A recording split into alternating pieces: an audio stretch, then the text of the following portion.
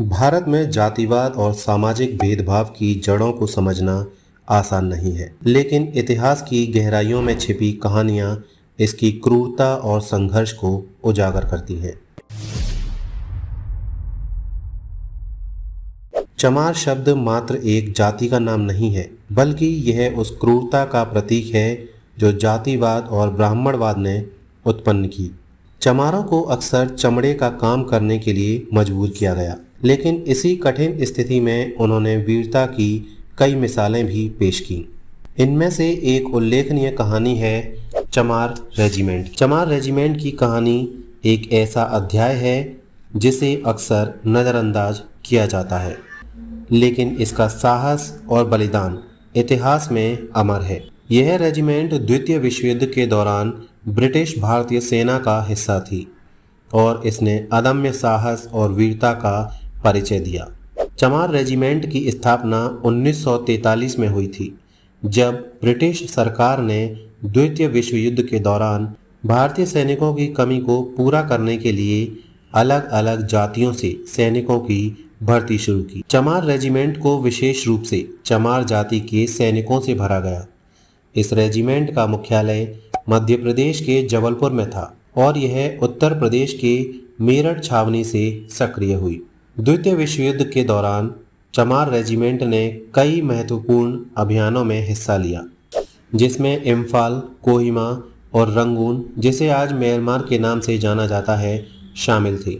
इस रेजिमेंट ने जापानी सेना के खिलाफ युद्ध में अपने साहस का परिचय दिया और महत्वपूर्ण जीत हासिल की। इसके जवानों ने अपने पराक्रम के बल पर कई युद्धों में विजय प्राप्त की और इंग्लैंड की तरफ से उच्च सम्मान प्राप्त किया। द्वितीय विश्व युद्ध के बाद ब्रिटिश सरकार ने चमार रेजिमेंट को भंग कर दिया। इसके पीछे का कारण यह बताया जाता है कि द्वितीय विश्व युद्ध में चमार रेजिमेंट के अदम्य प्रदर्शन और गौरवशाली जीत से भारतीय ब्रिटिश सरकार चमार रेजिमेंट से काफ़ी खुश थी। इसलिए सरकार ने चमार रेजिमेंट को सिंगापुर में आज़ाद हिंद फौज के खिलाफ लड़ने के लिए भेजा।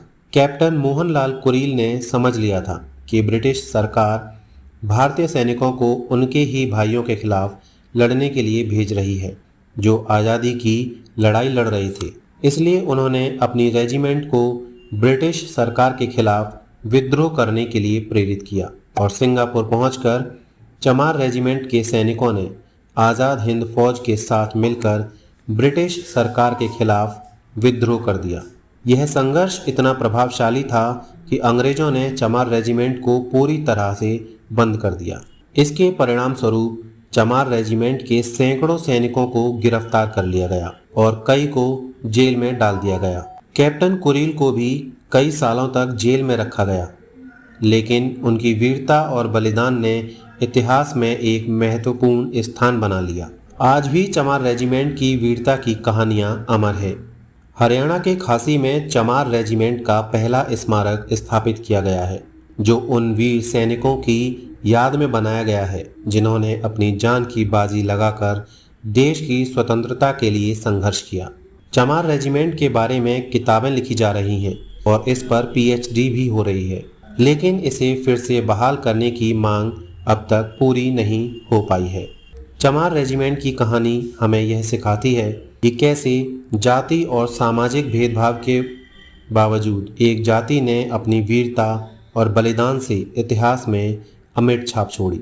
यह कहानी न केवल एक जाति की संघर्ष की कहानी है, बल्कि यह हमें यह भी याद दिलाती है कि हमारे इतिहास में ऐसे वीरता के अध्याय हैं जिन्हें कभी भुलाया नहीं जा सकता। आशा है आपको चमार रेजिमेंट की यह कहानी जानकर कुछ नया सीखने को मिला होगा। यदि आपको यह वीडियो पसंद आया हो तो कृपया कर हमारे चैनल द अनटोल्ड को सब्सक्राइब करें और वीडियो को शेयर करें। आपके सुझाव और राय कमेंट्स के माध्यम से हम तक पहुंचाएं। धन्यवाद।